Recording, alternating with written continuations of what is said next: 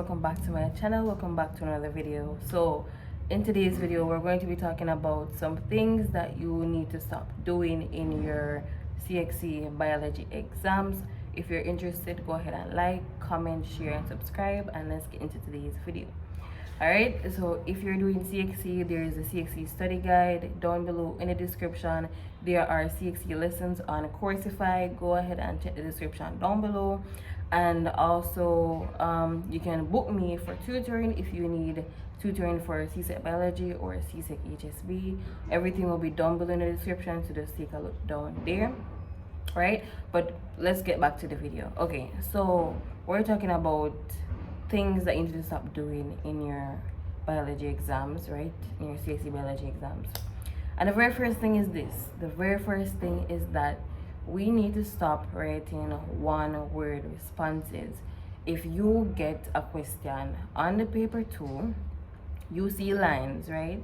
Unless it literally have like a short line where it's just A, B, C, and you just want to put the answer there. But unless that is the case and you see lines underneath the question, what you need to be doing is to full up the lines.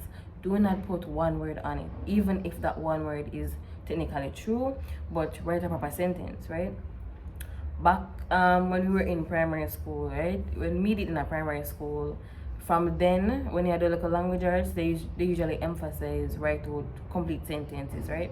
In high school, they emphasize it, especially during final exams. Say, even if the answer is that, even if the answer is the sun is hot, don't just put hot on the line, or don't just put sun hot on the line, which is not even a complete sentence. Put complete sentences in your exams.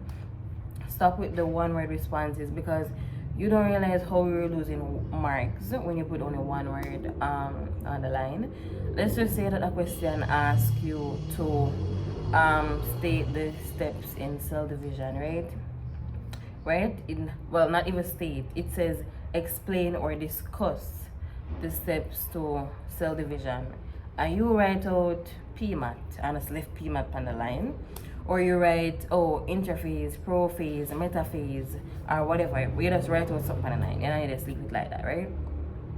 So tell me now, when the examiner get that, them know say you know, but at the same time, you know, put it on the line. You just put something just because. You know, really explain the different stages in cell division. You know, say if a mitosis or meiosis, you know, say what you do. You just put, say, yes, the examiner are gonna say yes.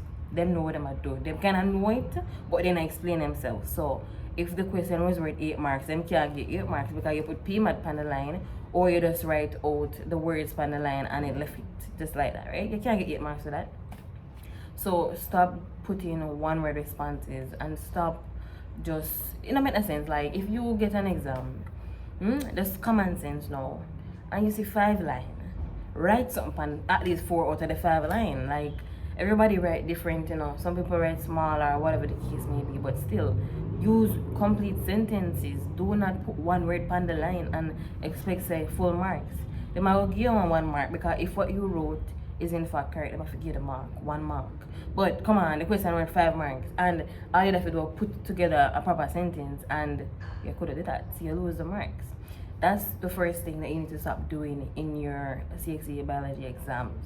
The second thing that you need to stop doing in your CXC biology exams, and this specifically, let me just mention CSEC, the CSEC biology exam, and usually there's a graph, right? At least back when I do it, chemistry, physics, all 3 sciences came with a graph, right? This is something that if you're in the sciences, whether you're good or you're bad at science, if you're doing a science subject, if you're doing biology, you need to know how to plot a proper graph. And listen to me, the reason why I learned to, you know, plot a graph, because the most confusing thing about graphs, for me at least in high school, was the scale. And let me tell you, I mean, if you want to talk about physics, but physics is a whole next thing when it comes to finding a scale in physics. But I was doing the 3 sciences, and you have to plot graph in all 3 of them. And that is when I realized I have to put this as a priority. Do not go into your CSEC biology exam and can't plot a graph. if you know you cannot find the skill, and just overall remembering the steps. Like for me, he's a very visual person. Yeah, if you want me to know something, you have to show me it, right? So the first thing when me get a graph, I put my x and y, and then me find my scale, and then me plot my graph, and then me make sure me have my title, and then me make sure so me write out what my scale is. So when the person mark it, them can match it and say, okay, these are the scale that the person is working with. You understand what I mean? If them say, well, them not gonna mention that in a biology, but me just say things like that you need to consider. You understand? It's biology. You have to know if you plot a graph. Or they have this, I don't remember how you go, but this like a leaf thing. I think they give me my year like for draw the leaf. I remember how you go, but something like that, right? But scale is very important. So you need to master scale to a certain level for your biology exam. Because if you can't plot the graph, you're in a problem, because there will be a graph waiting for you in that exam. The next thing that you need to stop doing in your CXC biology exams is not reading the question. And early on, basically, I mentioned that, okay, if the question said state, and then I corrected myself and said, no, if the question said explain or discuss. Read the question, people. Read the question. If you get that exam and they say state kind of more the state. You understand? State means state. Discuss mean discuss. Understand? Explain mean explain. And if you don't know what those words mean, think of it as like talking to somebody. If I talk to somebody right now and it says state, I'm gonna just tell you the answer, what it is. If me say explain, I know I give that person whole epistle. If them say discuss, that's an epistle. I just write, I just talk. You understand what I mean? So when you get the exam, and especially in the paper two, look on the paper two and say, wait, them say explain, and you see this big old paragraph like full of line go down. So your man will say, listen, that means I can't just put the answer and left it. I have to go explain, I have to go discuss and tell why I said this and why I said that. And that's basically what it means when they say explain or discuss. They just want you to tell the answer and then tell why you're giving that answer, right? That's really all that the question is asking. And these are things that when me in high school, honestly, the teachers have never really thought about. They don't really discuss. They're too busy to try to finish syllabus, right? And in some ways, and we just said this in Jamaica, or at least from my high school experience, when looking back, it's like in some ways our secondary high school system is really failing us. And not even just the secondary high school system. If we go back to primary prep school, if we go back to basic school, if we go back from there and come up, like it a fail we a little bit. Because even from my experience in a high school, there are certain things that are certain aspects that I did not learn or fully master until I went to university. When I realized that I reinforced back everything, and then I realized that maybe I never really learned it at all. I'm gonna tell you something, or let me just wait until, let's leave that for another video. But the point is that there are some things that I should have learned in high school and never learned. Until I reach a university, I say, oh, I really never learned nothing. Like, that's the conclusion that me did come to. But anyways, read the question, people. Read the question and see what it is asking. I know you're nervous, I know you don't know what to do. You don't know the answer. And let me tell you something.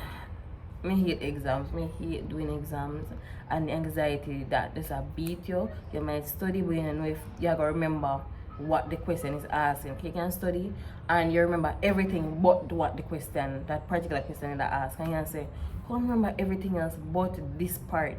And you search your brain and you say, but me not know, right? But just read the question and answer it to the best of your ability. The next thing that you need to stop doing in the exam is overthinking. And sometimes we overthink our answers, we question ourselves, we just torment ourselves in the exam, right? And I have done this. I literally overthink. It's like me know, but me don't know at the same time. I search my brain, I puzzled, like me just a search and me don't know. So in the exam, try your best to calm down. Like, alright, don't calm down, but just reach a little equilibrium. You understand? Just to think. Because if you're too nervous, you can't think. You just need, and obviously the nerves are going to be there, but just get to equilibrium where you know you're nervous, but at the same time you tell yourself, me need to do this paper at the same time. Overthinking can really defeat you in the exam, because if you put the right answer and then you go change it, and then if you put the wrong answer and then you put the right answer, then the point is that overthinking can really beat you in the exam. Try to find equilibrium. Try to calm yourself, say like a prayer in the exam. People, listen, you don't know how prayer can help you in an exam, not even in this exam, in this life and just whatever you do. It can really help.